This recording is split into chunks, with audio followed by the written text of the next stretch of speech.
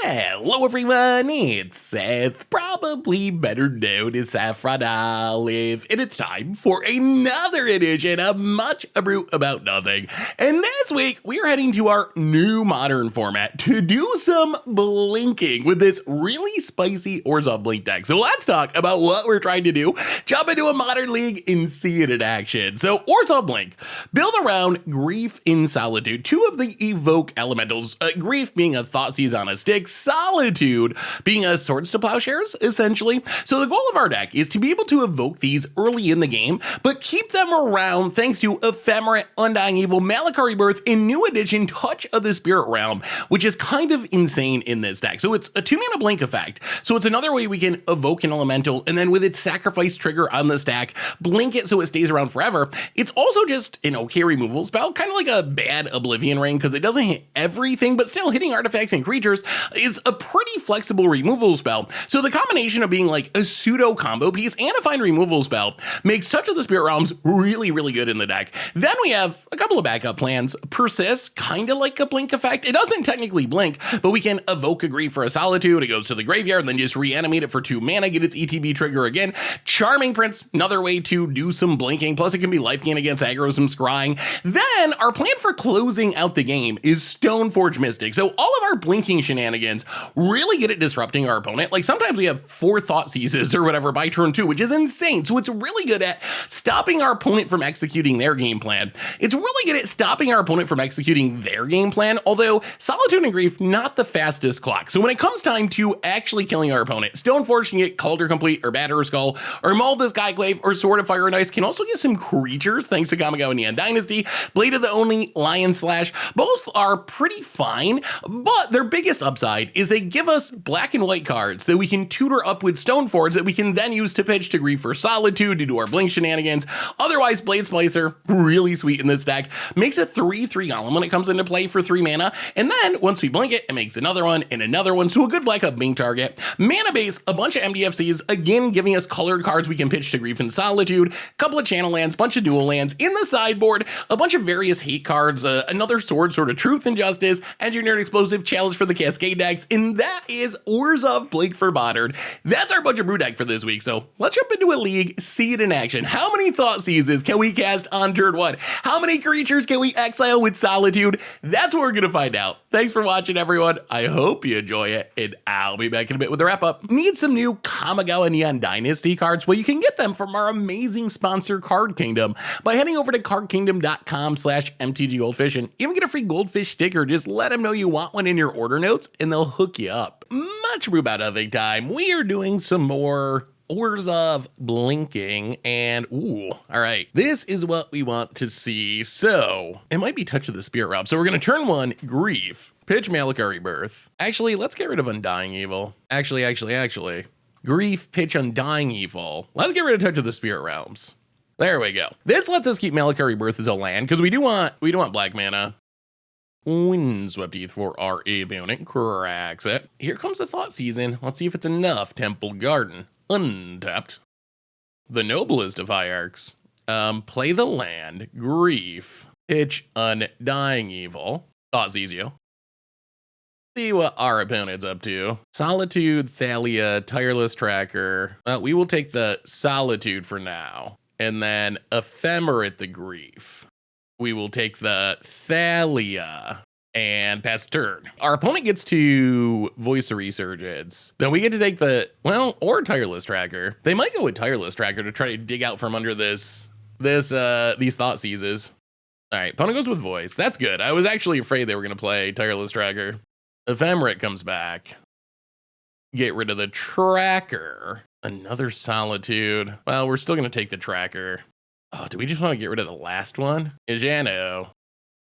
Touch of the Spirit Realms. I think we're going to. Just empty the hand. The hand is empty. Our hand is also mostly empty. Our opponent has a Noble Hierarch, a Voice of Resurgence, 2 lands. Our hand's not doing much, but if we ever find like a Stoneforge or something, then we are in business. Yeah, not bad. Not bad for being on the draw. Pass the turn. What is this, 4? 4 Thoughtseizes by turn 2?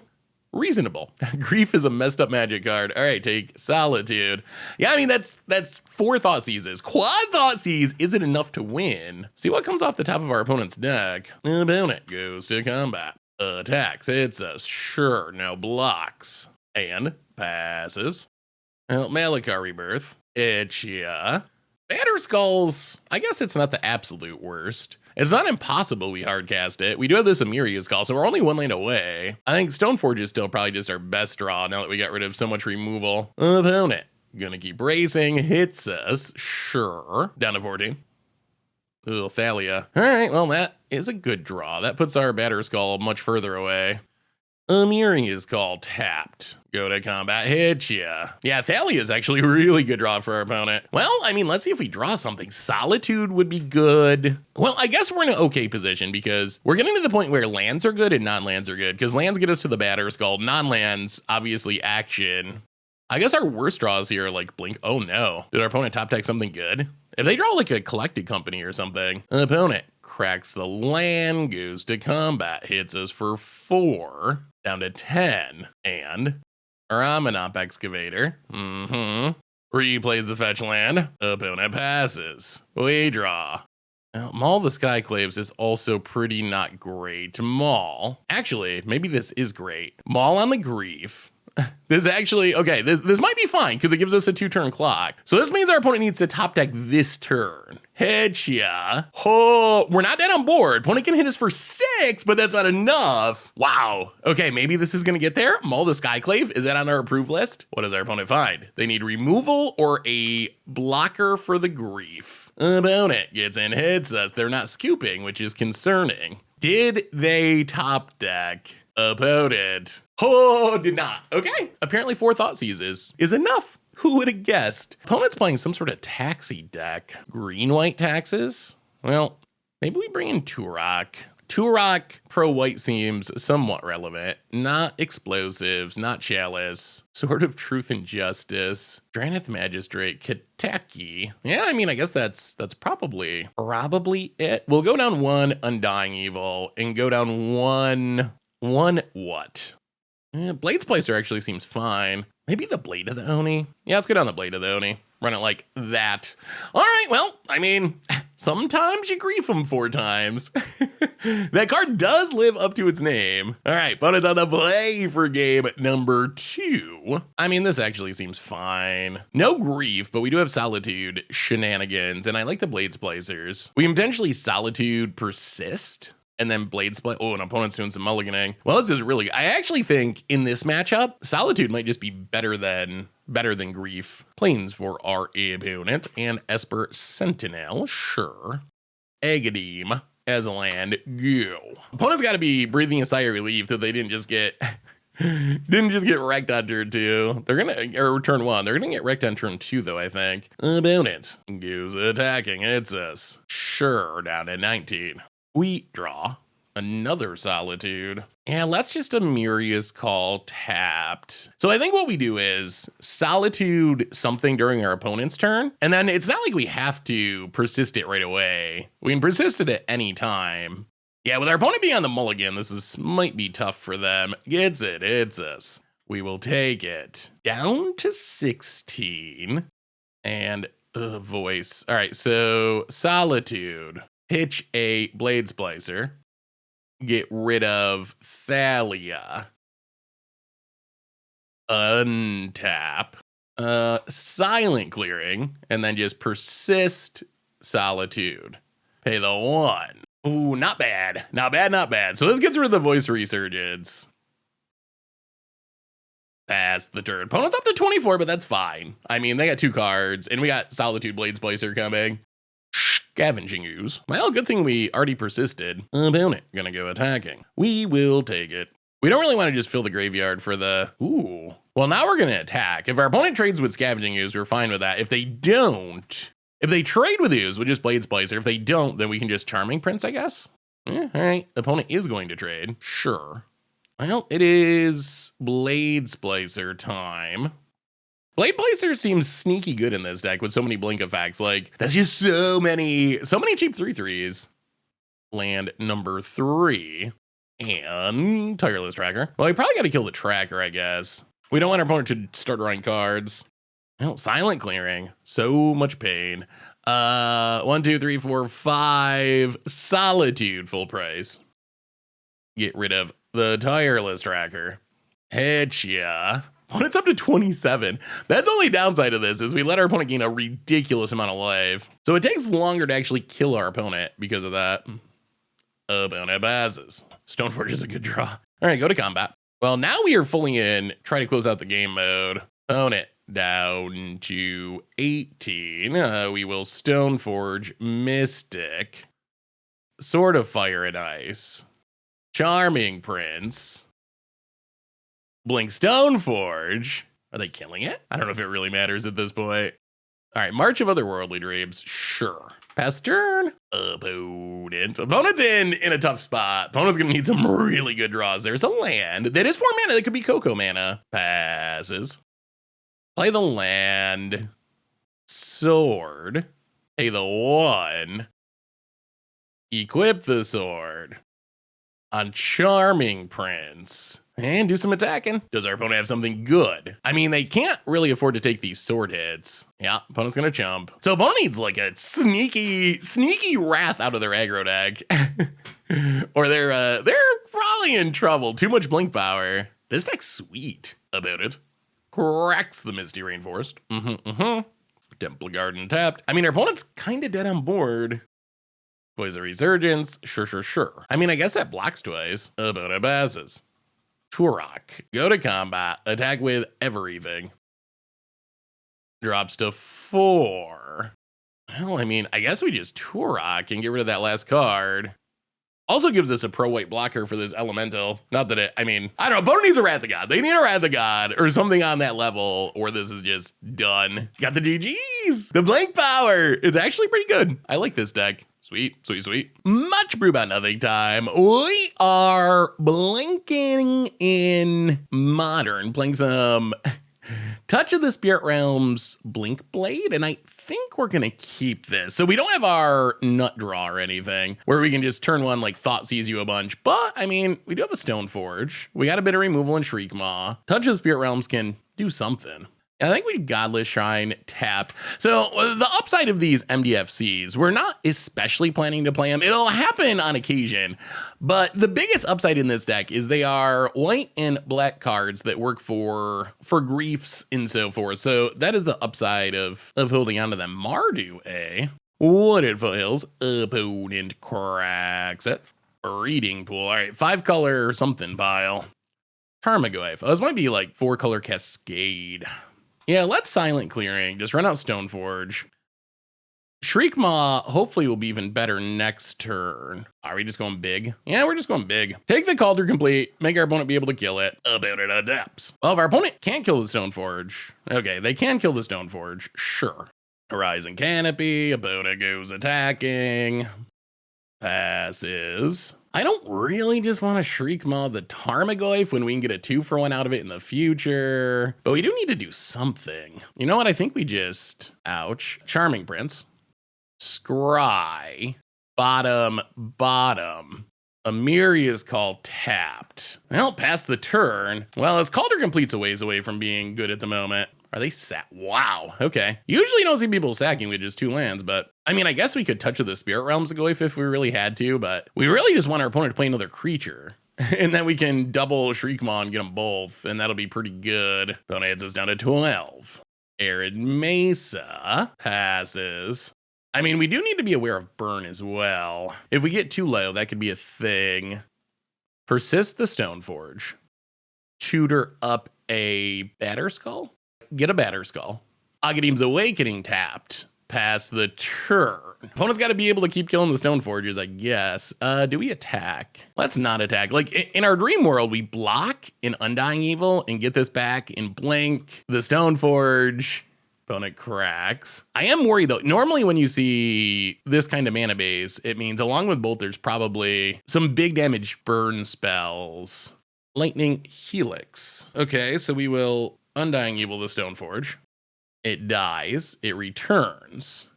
It tutors up. Probably just Lion Sash now. All right, I mean, that wasn't bad. How much removal does our opponent have? We just want to untap with the Stoneforge.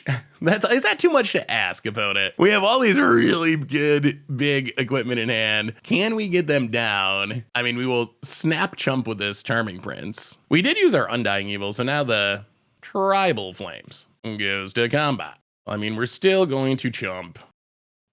Steam Vents.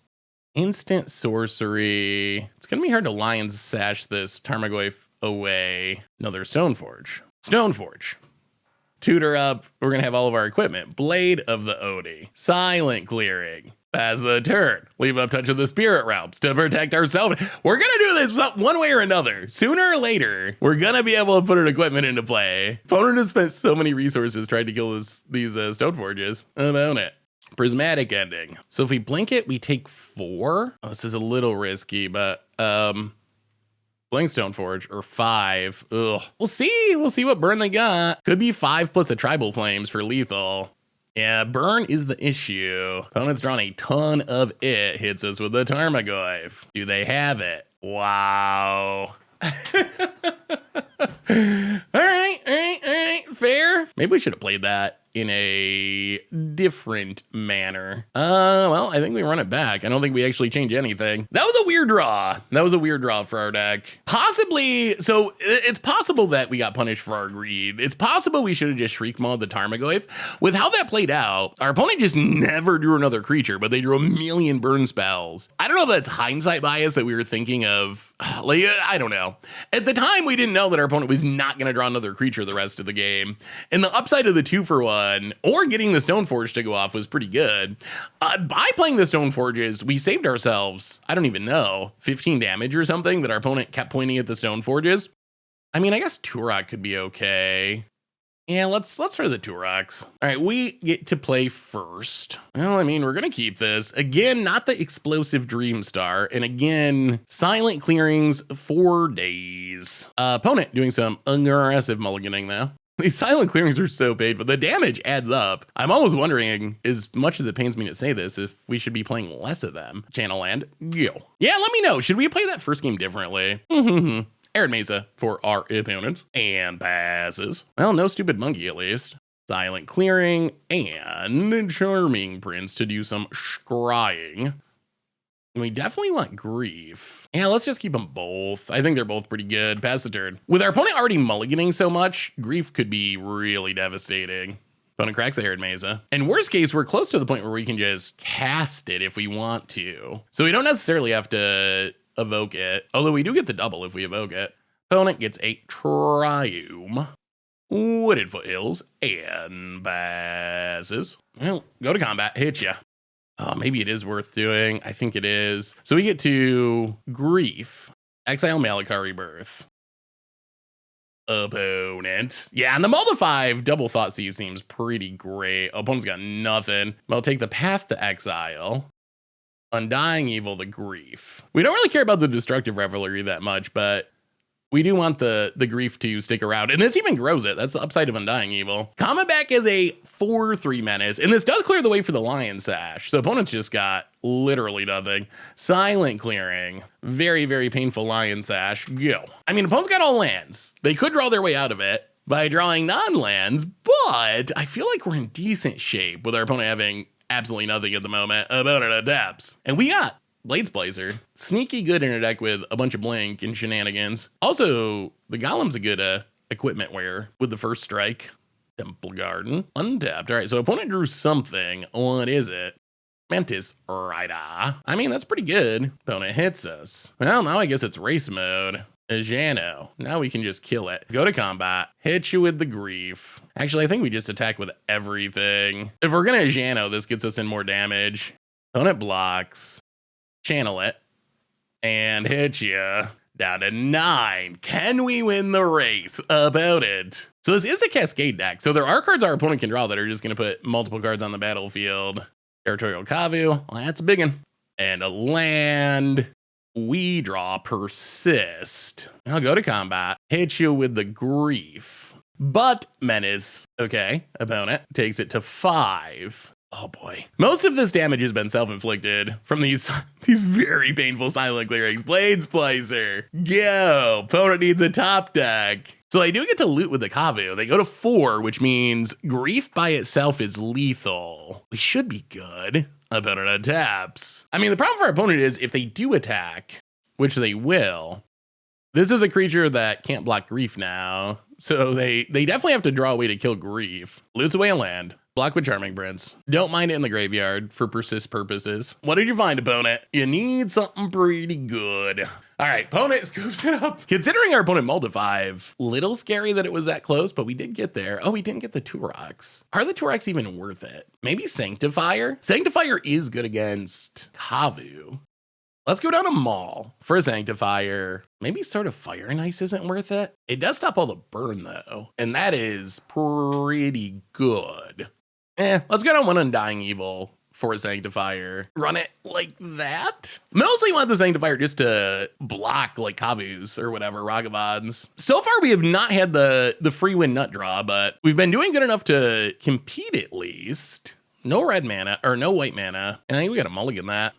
Double silent clearing again, as is our tradition. Probably Batter Skull to the bottom. We can always get it with a Stone Forge in the future. Stomping Grounds, please no monkeys, untapped.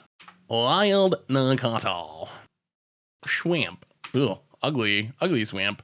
I mean, I like the art border, not so much. What if it fails? Well, now we're hoping our opponent plays a second creature again, because we'd love to get the 2-for-1 with Solitude. I guess we'd also just like to draw a white card. If we draw a white card, we can pitch it Solitude Ephemerate and then have Persist left still. Sacred Foundry. So we're hoping just like a Kavu or a Goe for something. Opponent gets in, hits us for 3. If they don't do anything, then we're back to this weird. I mean, I guess we can wait and try to do it at instant speed because everything's flashy. All right, the time has come. Let's see what we draw. Agadim. So we have to Solitude pitch the Ephemerate and then persist it. I mean, I think it's still worth doing, even though it does leave us with not much left in hand. Well, silent clearing. Solitude. Pitch the Ephemerate. Get rid of the Kavu. Persist the Ephemerate. Get rid of the Nakatl. So opponent gains a bunch of life. But we did deal with 2 threats. It did cost us a lot of cards, I guess, come to think of it. Nakatl, again. Stoneforge would be a good draw. Agadim. Agadim tapped. Pass the turn. All right, opponent kills the Solitude. Goes to combat. Hits us. Sword of Dying down to 13. Oh, another Kavu. All right, I don't know what to do about this. We're sort of dying again. All right, untap. Amiria's Call. Play a silent clearing past the turn. This mana base is so painful. Photo taps. Oh, we're getting wrecked. Oh, and they draw another land, which grows their stuff. Goes to combat. Attacks. All right, so they're going to try to exile the Solitude. Oh, this is so much life. This mana base is kind of killing us. Pitch to Kano, get back Solitude. But our mana base is just, we're spending way too much life. We can't even play the Solitude. We can pitch Amiria's Call, but that doesn't really do much. Blade Splicer. Yeah, that does it. The pain of this mana base actually seems like a problem. There was a problem that game at least. Wow. Huh. All right, well, on to the next one. Much Abrew About Nothing time. We are blinking in Modern, our new cat-free Modern, and, well, hopefully it's a creature deck. These Solitudes are great if we get to them, but I mean, I guess this is fine. We got turn 2 Stoneforge. Eventually, we got Touch to blink a Solitude or a Stoneforge. So it's fine. It's not, like, thrilling. It's not the Grief nut draw, but it's functional. Functional-ish. Yeah, we'll keep it. See what our opponent's up to. Ideally, something involving creatures to be eaten by Solitude. Heritage Druid. All right, opponent's playing elves or Solitudes. Agadim tapped. Well, we'll see how much our opponent can go off here. I don't really want to start pitching stuff this turn. Next turn we can double Solitude. So we gotta hope. I mean, I guess if it looks like our opponent's gonna Solitude. Yeah, pitch us out. We can't let this happen, unfortunately.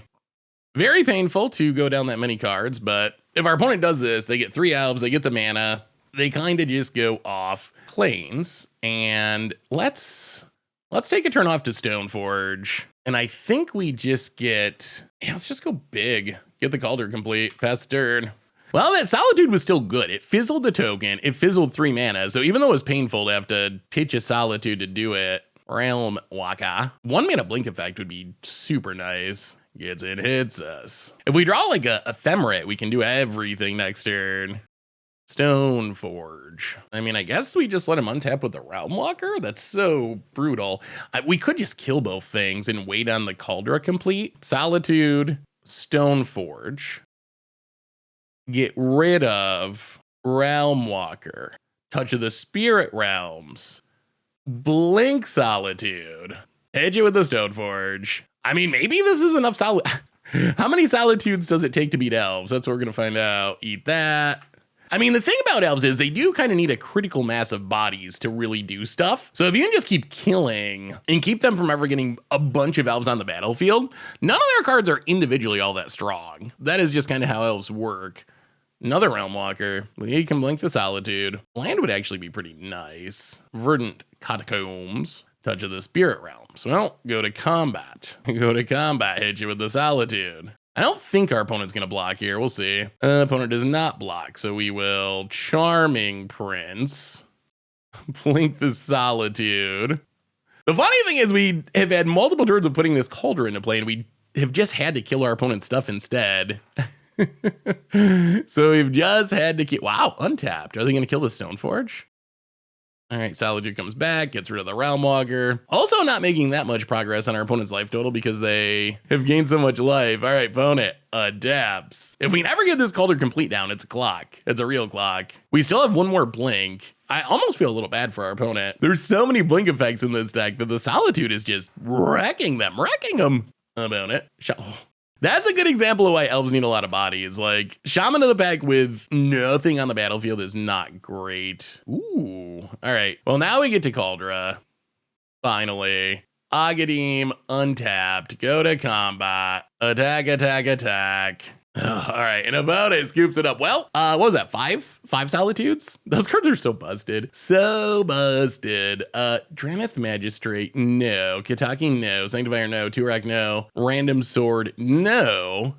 Well, I guess it's Chalice and Explosives are the most interesting cards. We can go down Undying Evil. Maybe cut the random creature equipment. Don't seem very helpful. And 1 Blade Splicer and just run it like that. So Chalice on 1 or Explosives on 1 are both pretty good. Although elves do have lots of answers, so they're not guaranteed to just lock the game or anything, but they're decent.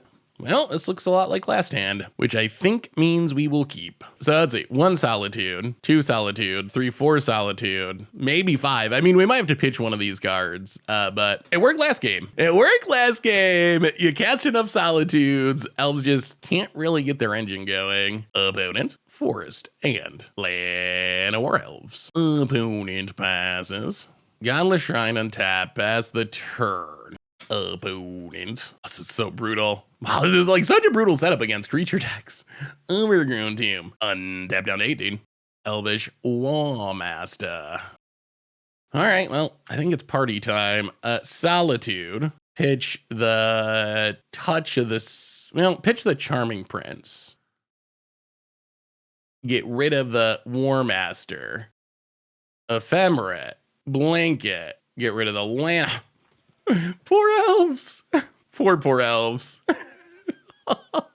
Untap, Ephemerate, kill the elf. Oh my god, this has been a blowout.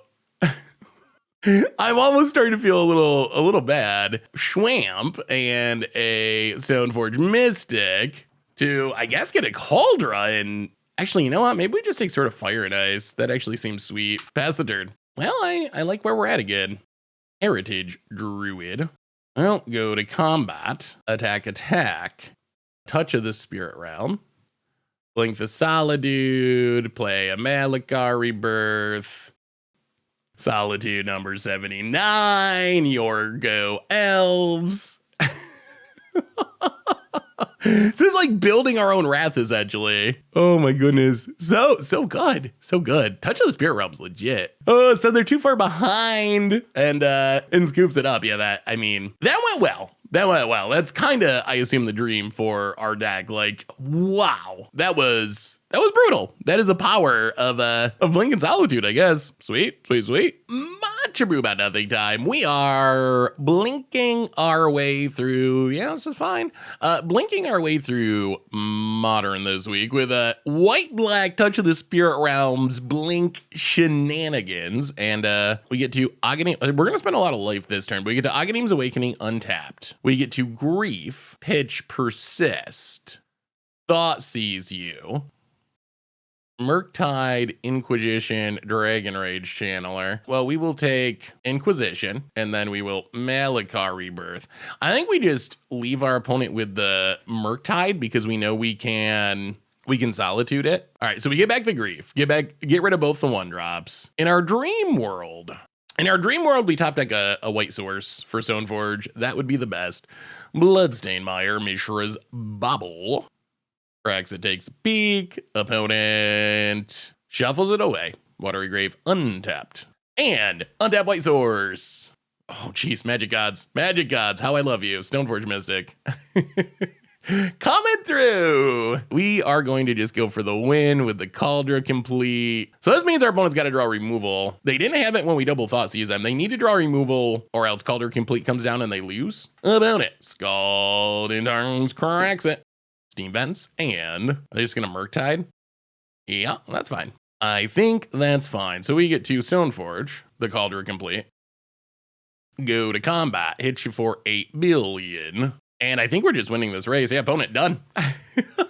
Opponent turned 2 Murktide, and it didn't matter. Such a good feeling. All right. Bad news is we don't actually have Graveyard 8 for the most part. We don't believe in such things. So 2-Rock Pro Right's not great. Sanctifier could be okay. I guess that's like sort of Graveyard Hate. I don't know about this Sword of Truth and Justice. Yeah, you'd probably do that and just like go down 1 Undying Evil, go down 1 Blade. The challenge is that puts us a little low on black cards. You know what? That's fine. We're going to go with it. That's kind of like the weird balancing of this deck is like, you need the black cards to pitch to the Grief, to do the shenanigans. I wonder if just straight up Leyline of the Void could be worth it. Well, this will keep. I like Sanctifier quite a bit. Opponent, Steam Vents untapped, and the stupidest of monkeys. Well, maybe we just get snowballed. Mishra's Bobble, opponent passes. Ephemerate. Well, all right, we're gonna get hit by a monkey. Question's gonna be, does our opponent have a counter next turn? If they encounter the Sanctifier, then we're getting hit by 2 monkeys, and that's bad. Hits a land, plays a land, cracks a land, Blood Crypt untapped, Dragon Rage Channeler, and a Thoughtseize. All right. Well, not ideal. I mean, I guess we can persist the Sanctifier. I assume our opponent's taking Sanctifier. Our number 1 goal is stop the monkey beats. Like, we can't keep getting hit by this Ragavan or we're going to lose. That is the power of the monkey. Takes the Sanctifier.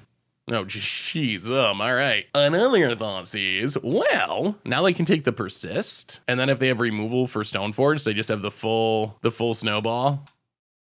Yeah, I mean, we gotta do it. It feels horrible, but Stoneforge, Lion Sash, pass the turn. Well, I guess that's fitting that our opponent has a million Thoughtseizes. They did, Unholy Heat. So much Modern Horizons.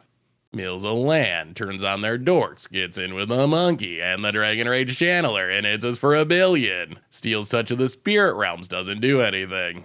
Is this also Murktide? Jeez, well, this is the greatest Modern Horizons 2 draw of all time.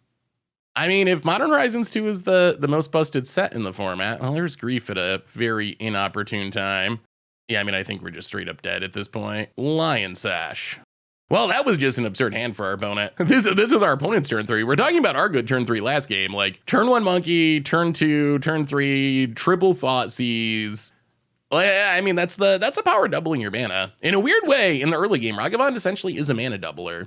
And it doubles mana at the most powerful time, which is the early turns. Wow, opponent drew all 4 Thoughtseizes. I mean, I think we're just dead here. I can't imagine any of this mattering at this point. I mean, we're getting hit for 7. I guess the reason to stay in the game is like Solitude, but once our opponent Thoughtseizes for the 4th time, they take a Grief. They go to combat, attacks for 7. So basically we got to top deck Solitude. That is it. If we top deck Solitude this turn, we got a shot. That is our only hope. Eat a bobble. Boom. It's a 2/2 now. And Solitude off the top for this deal? No. All right, good hand, opponent. Well, I guess it's our opponent's turn to cast 4 Thoughtseizes. The good news, the very, very good news is we are on the play for game number 3. And that means we can potentially do something big before our opponent does what they do. We get to play first. The no black card nut draw. Yeah, we can't keep this. Yep, mulligan. I mean, we're gonna keep, although this is not comforting, Blade Splicer to the bottom. So we can grief for no value just to try to get rid of like a Thoughtseize or something. I don't think we're gonna do it. Oh, we were so close. We were so close. Little light on black cards. About it. Watery Grave untapped.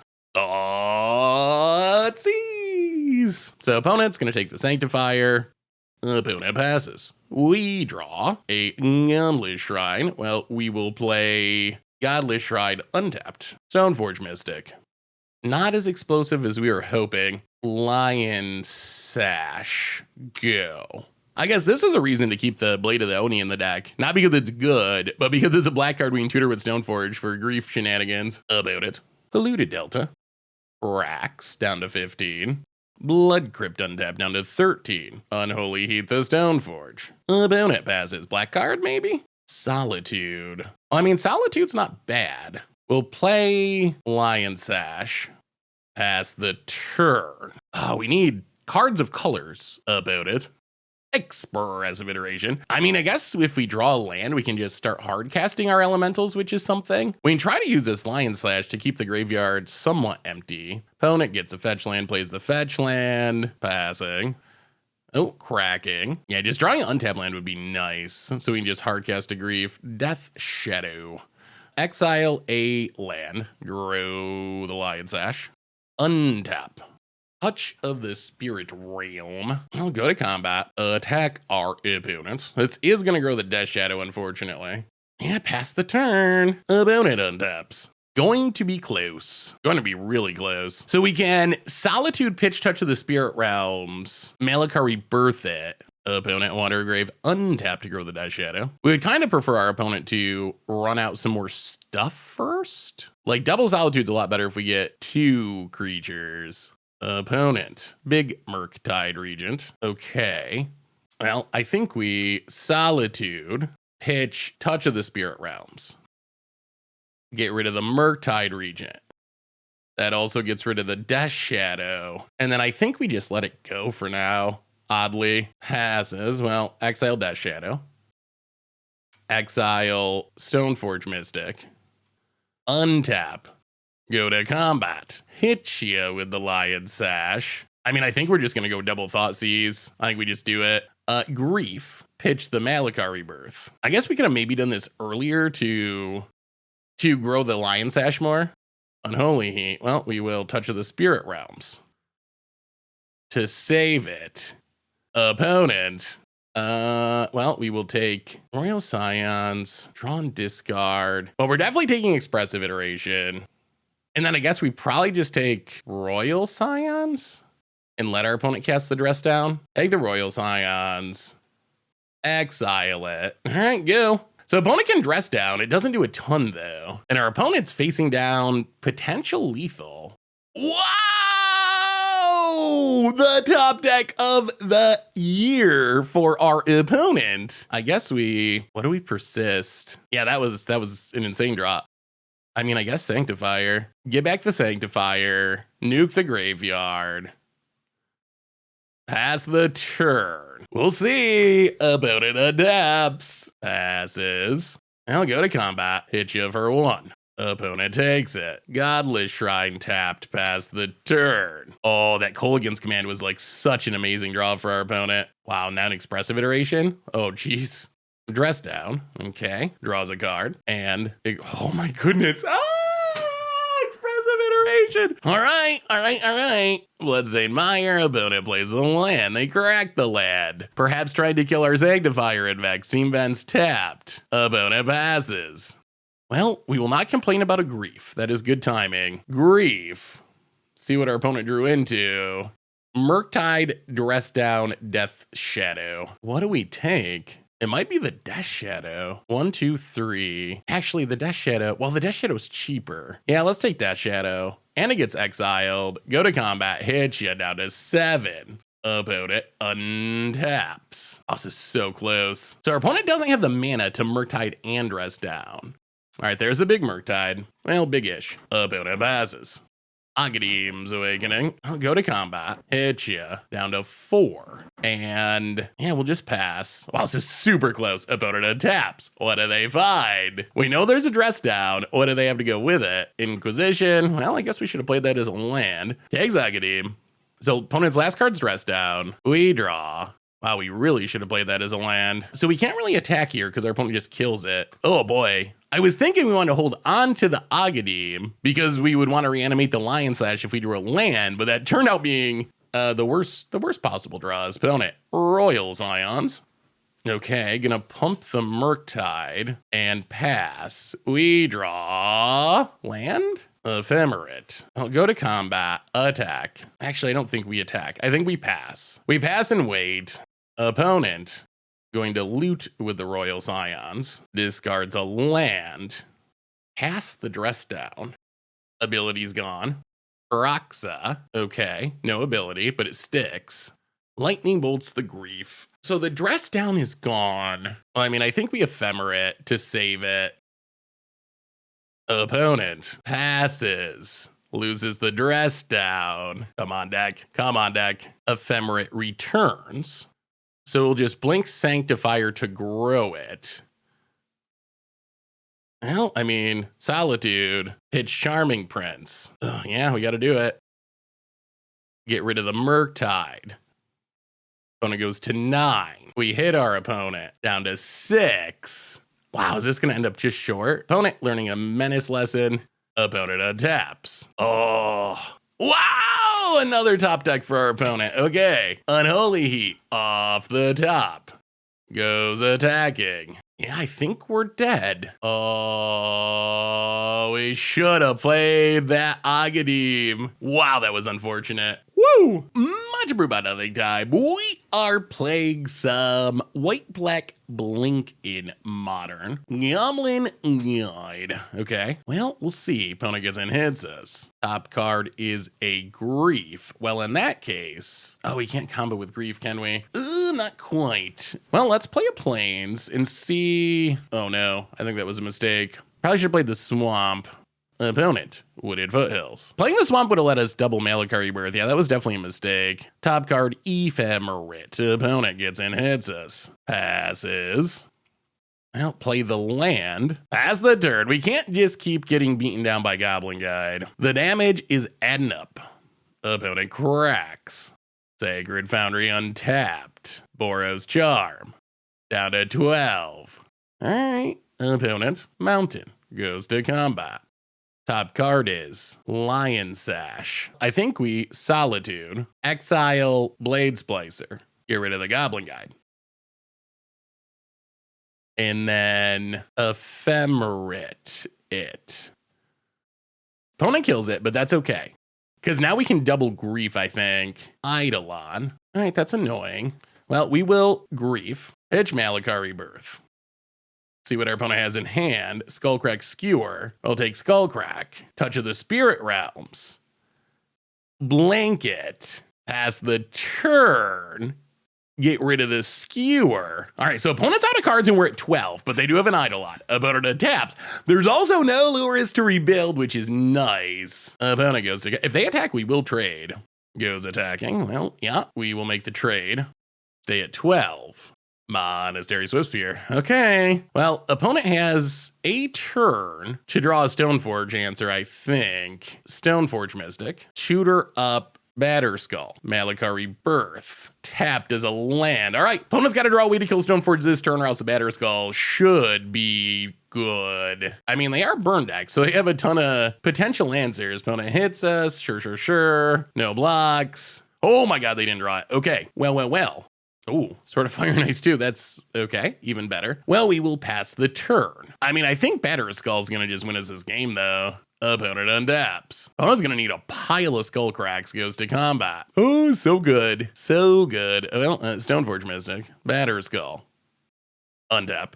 If we draw land, we can just put the sword on it too. Mull of the Skyclaves will go to combat. Attack you. Opponent. Wow, just takes it. Okay, back up to 15. Even just one hit is so, yeah. I mean, that's all it takes. We don't need to kill our opponent with Battery Skull. We just need to gain 4 life, and that usually is enough to swing the match. Well, we bring in the 2 Sanctifiers. One thing I will say about this deck is I feel like the sideboard's pretty meh. I feel like the sideboard could be improved. We'll go down the Lion Sash. We'll go down Blade of the Oni. Run it like that. All right, let's finish this off, get the treasure chest. The deck is sweet though. But yeah, I think the sideboard, I kind of just want ley lines and so forth. Well, this looks like the turn 1 Thoughtseizes play. Well, is it? We don't have white mana. Do we even keep this? On second thought, if this was a white source, we'd be in business. So we're turn 1 I think we got a mulligan. Wow, that's awkward. Went from potential nut draw to nothing. Well, all right, we'll keep this. Batter Skull to the bottom. Opponent. Well, hopefully we draw another land. Inspiring Vantage. Monastery Swiftspear. Come on, black source. We could use a black source. Well, all right. Agadim tapped. Go. So we're not solituding this turn. Next turn, we can start solituding. Sacred Foundry. And Roiling Vortex. All right. Obnoxious. Opponent. Gets and hits us. Sure. Down to 16. Well, play the plains. Pass the turn. Opponent. Down to 17. Scalding Tarn. Monastery Swiftspear. I mean, we should be able to get a 2 for 1. So Solitude. Pitch. Touch of the Spirit Realms. Take 5. Unfortunately. Yeah, Roiling Vortex. Kind of annoying. Get the Monastery Swiftspear. Undying Evil? All right, so opponent's going to kill it with a Helix. All right, not great. So we drop to 9. We drop to 8. Oh, this is a bad spot to be in. Yeah, Roiling Vortex, kind of absurd. Urborg. Persiste Solitude. Get rid of the Swiftspear. Our opponent can also use it to prevent life gain, which is also problematic. Get pinged. And our Touch of the Spirit Realms, as good as it is, doesn't actually answer enchantments. Opponent. Rift Bolt, full price. We get pinged. Yeah, this Roiling Vortex. Malika Rebirth. Won't go to combat attack, but it gets fizzled. We straight up got hosed. We got hosed by the Roiling Vortex. Well, we know that going into game 3. Going into game 3, we need to find an answer to that. Opponent passes. Gets pinged. Dead to any burn spell. This gets us good, doesn't it? It prevents a life gain, and we got to take 5 to evoke. I mean, the good news is if we have one of our better draws, it should just be too slow. Randomly tanking. Unsure why. All right. Gets pinged all the way to 17. About it. Do you have any burn spell? It appears that they do. It's a skull crack, and we will scoop it up. All right. So we're on the play for game 3. Big deal. Let's just get one of our free win hands. That would be a great way to close this out. Close it out with the free win hand.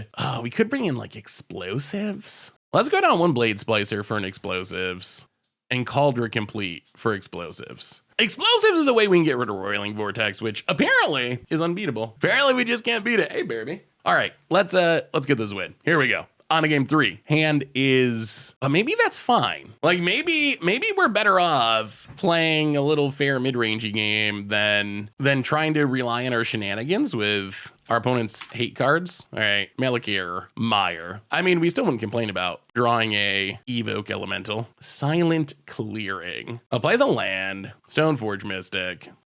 Yeah, opponent's gonna bolt it. We will take a Batter Skull as the turn. Opponent bolts it. Sure. Sacred Foundry, untapped. Roiling Vortex. Well, we get pinged. The question is, okay, we draw Charming Prince. So I think since we drew Charming Prince, we're just going to play Charming Prince. We're going to gain 3 life. We're going to play Silent Clearing and pass the turn. So what we want to set up, I think, is Blade Splicer with Undying Evil. Because then I think we can just make a big board of 3/3s and beat down. Maybe even turn the Roiling Vortex into a positive. Searing Blaze. Opponent hits us down to 19. 4 cards in hand. Passes. We get pinged. Ooh, explosives. Well, that could come in handy eventually, but we're going to play the Abandoned Mine and Blade Splicer. and pass the turn. And we're actually 1 mana away from Batterskull too, which is kind of nice. Opponent gets pinged. Opponents had to spend a lot of burn on our creatures, which is kind of what we want. Helix is the token, sure. And a mountain. And a lava spike. Well, we get pinged. Go to combat. Hit our opponent for 1. Yeah, let's Touch of the Spirit Realm. Blink the Blade Splicer. Get it back. Make a new Golem. Opponent down to 17. Then make Canyon. Cracks it to draw a card. Bolts the Golem again. And a Goblin Guide. Opponent goes to combat. Attacks. Ooh, we get a land. Well, we will block with the Blade Splicer and Undying Evil. All these shenanigans are working. They're keeping us alive. All right. So we get our Golem back. We get a bigger, better Blade Splicer. Opponent passes. We get pinged. Oh, grief. Well, 1, 2, grief. Cast it. Full price. And a post comes it up. Okay, that was good. That was good. We found a way around the Roiling Vortex, and we get a little snack, a little treasure chest snack. All right, not bad, not bad. This deck's sweet. I like this deck. The deck is just, well, this isn't the right deck. The deck is just really fun to play. If you like blinking things for value, you get the free wins, but you also can kind of play the fair game like we saw there. Well, let's see what's in our chat. Oh my God, an Omnath. Is that worth anything? Has that been banned in too many formats to matter? Omnath, Locust of Mana, or Locust of Rage, Locust of Creation. There's too many Omnaths. It is on Moto. Wow! 32 big ones. All right. Well, that is a successful 3-2. Oh, the 3-2 and the Omnath. We will take it. Well, anyway, the deck's sweet, but we can talk about that in the wrap up. Be right back. So what did we learn this week about Orzhov, Blink, and Modern? And I think the deck's actually pretty good. So you're seeing a combination of 2 different leagues. So I started recording this deck. I went 2-1, but that was on a day when I had a ton going on and I had to do Commander Clash and then I had a stream, and you can only be in 1 league at a time on Magic Online. So I ended up having to drop that so we could play a deck on stream. So I started another league, ended up going 3-2 in that league, which is the end that you just saw with us opening the treasure chest. That was the end of that league. So altogether, that would make us, what, 5-3 with the deck, which is a pretty good record. So I think Orzhov Blink, fairly competitive. It's really interesting. It is kind of a high risk, high reward deck. You probably saw us mulliganing pretty aggressively. The deck can do some absurd things. Like, we actually had a game where he has 4 Thoughtseizes by turn 2, which is kind of unbeatable for most decks. You just strip away your opponent's hand. On the other hand, we also get some really weird draws. We don't have that many dual lands, so we get some weird mana screw issues. Sometimes we have everything set up, but we're missing like the black card that we can pitch to grief to get out on the battlefield or whatever. So there is some like inherent inconsistency with what the deck's trying to do. But when it all comes together, the deck is really explosive. And I think that the new additions to the deck are really huge. Like Touch of the Spirit Realms, so amazing in this deck. As I mentioned in the deck tech, the flexibility of being an okay removal spell and an okay blink spell, you add those 2 things together and you have a really powerful card. Lion Sash, really good, especially when you tutor up with Stoneforge. Blade of the Oni, not that good, but it's good to exile the grief. It is a tutorable black card, which is nice. So I think this deck's really fun. My only complaint about this deck is I don't think the sideboard is really all that good. The sideboard's kind of janky. I was wishing for some Leyline of the Voids in some matchups I think could be helpful. So I think the sideboard could definitely be improved. It felt like in a lot of the matches we played, we just weren't really bringing in much of anything. Maybe it's just we hit the wrong matchups for our sideboard, but still, I think the sideboard could use some tweaking. But overall, Orzhov Blink, the deck's fun. If you like blinking things for value, if you like free wins where it gets 4 Thoughtseizes by turn 1, and the ability to kind of grind out weird late game plans by like blinking Stoneforge to get a bunch of equipment, seems like a really sweet option for our new modern format. So that is Orzhov Blink. That's been our Much Abrew for this week. Thanks for watching, everyone. I hope you enjoyed it, and I will talk to you soon.